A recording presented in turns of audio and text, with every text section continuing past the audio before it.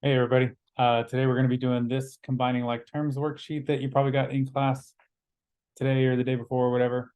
Um, if you're doing this worksheet, then we're probably at the very beginning of our algebra unit. So this combining like terms skill is the foundation of what a lot of what we'll be doing.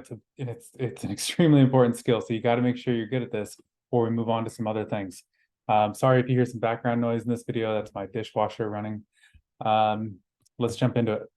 It says, in order to more easily evaluate, that means to like punch the numbers in and get an answer, and analyze mathematical expressions, it is often advantageous to simplify them through a process called combining like terms. So sometimes people use those words interchangeably. Sometimes they'll say simplify this expression, which could mean just combine the like terms. Combining like terms is often referred to as simplification. The word like in the name of this process can be thought of as meaning alike, as in like same or similar, like if you and your friend have something alike or in common.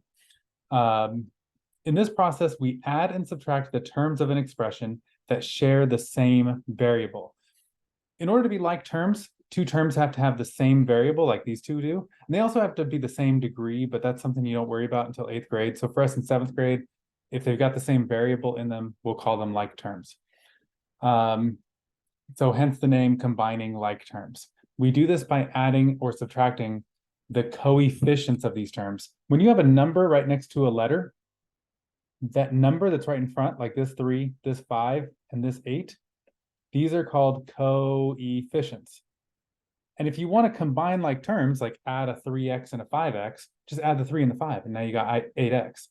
One way to think about it is the 3 and the 5 just tell you how many of something you have. Like if you think of the x as like cars or something, then this says 3 cars plus 5 cars equals 8 cars. This is a non-example. A non-example means like this is an example of what you shouldn't do. This is wrong. Don't go 3x plus 5y equals 8xy. You can't do that. Those aren't like terms because they don't have the same variable, and so they don't combine in that way. You could multiply them and it would make 15xy, but we don't really do that in 7th grade. That's something you can worry about in 9th grade or something, 10th grade. All right, so let's do it. Let's combine some like terms, some simple combining like terms starting examples where you just add the coefficient, add the number in front. The number in front of this one is a -3, and this one has a +4. So -3 plus +4 is +1. So when you combine these two like terms, you get 1x. I try not to say the answer because this isn't really an answer here. This is just what we would call an equivalent expression. It is equivalent to say -3x plus 4x as it is to say 1x. So we could say we made our equivalent expression, or we simplified the expression. You could also just write this as x. When people have 1x or 1a or 1b or whatever, they usually don't write the 1 because this means 1 times x, but 1 times anything is just whatever you had, right? So x. Next, we got 4p minus 6p. So we got to do 4 minus 6. That's -2. So we get -2p. Hopefully you're starting to see like, oh, this isn't so bad, right? This is a pretty, I don't want to say easy, but I mean, not too tough, right? Let's skip a couple. I'll leave a couple for you to do. I'm going to move on to 12y plus 48y. Ignore the fact there's sort of a bigger gap between the 48 and the y here. That was probably a typo on my end. So let's see here, 12 plus 48 is 60. So it looks like we got 60y. I'm not going to do this one for you, but I'm going to tell you to be careful. Look, it's a -2 minus 3. So I hope your answer isn't -1 or +1. I hope it's something a different number of w's than that.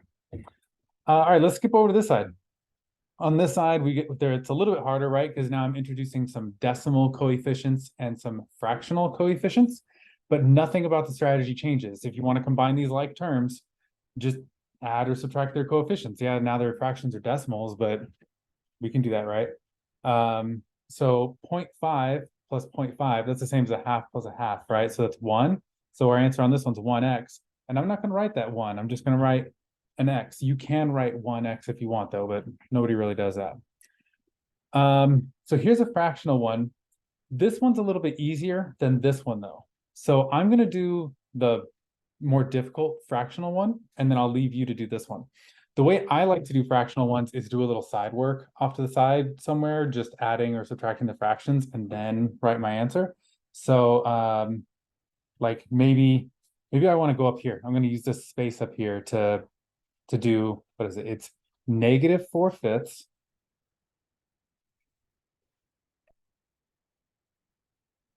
and then -1/10, or you can think of it as plus -1/10. We know that those two things are the same, right?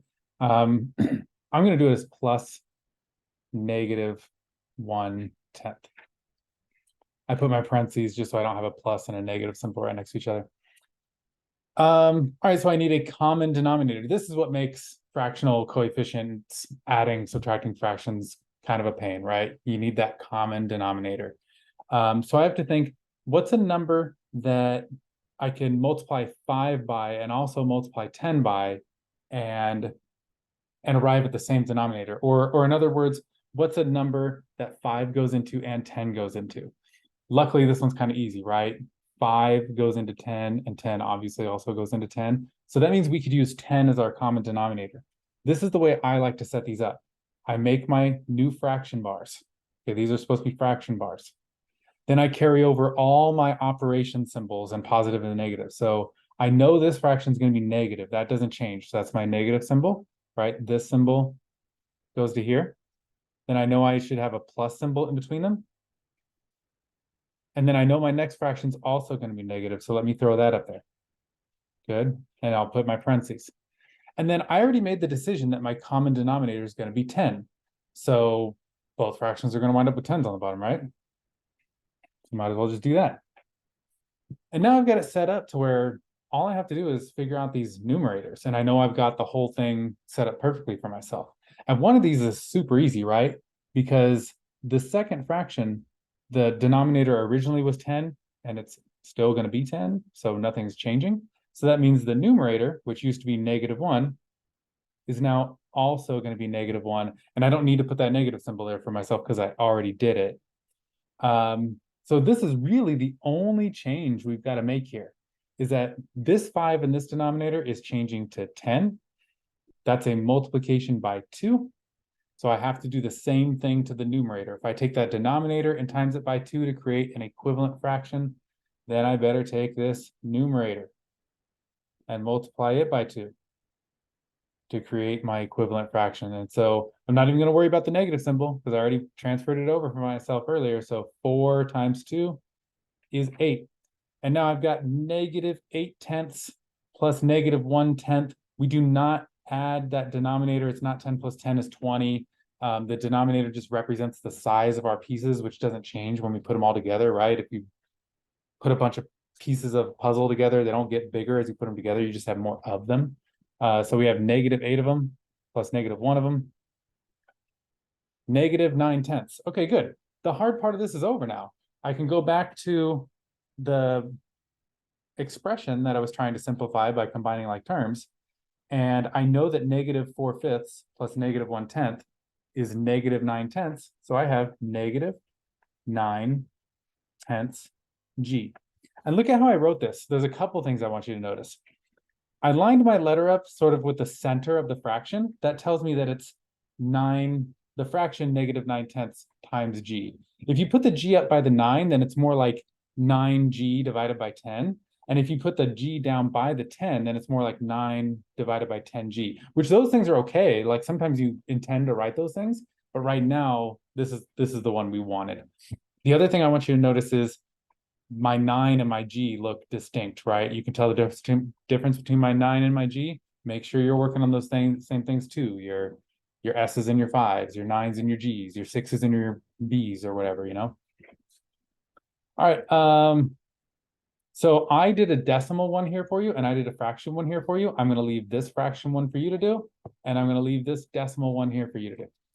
Now, let's look at multiplying. Now, the only multiplication with variables that we should wind up doing in 7th grade is a number times another number with a variable. We shouldn't really see too much of this, where earlier I was talking about you could do 3x times 5y and you would get 15xy. That's a valid thing. You could do that.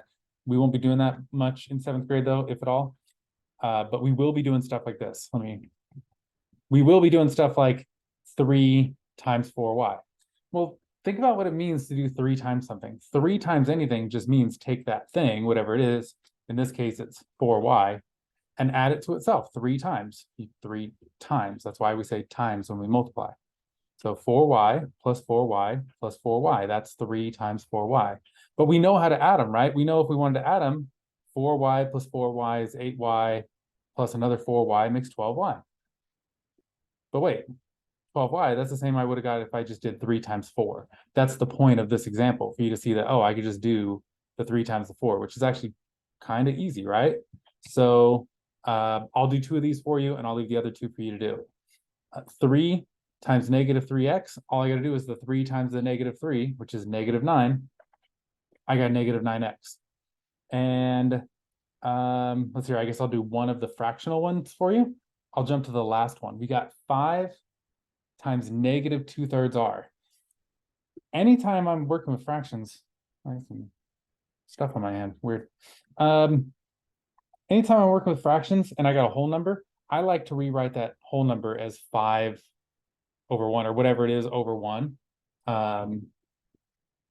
It just, I don't know, it just makes it easier for me to look at. So I'm going to do 5 over 1 times negative 2 over 3. Another thing is, having that negative symbol in the middle of the fraction, I'm allowed to move that to the top of the fraction if I want, if it just makes the way I'm writing it look better for me, which it does. So 5 times negative 2 equals negative 10. 1 times 3 equals 3. So 5 times negative 2/3 is negative 10/3. So my simplified expression here, or simplified term, whatever you want to say, is going to be negative 10/3 r. All right. I'll leave the rest for you to do. See you.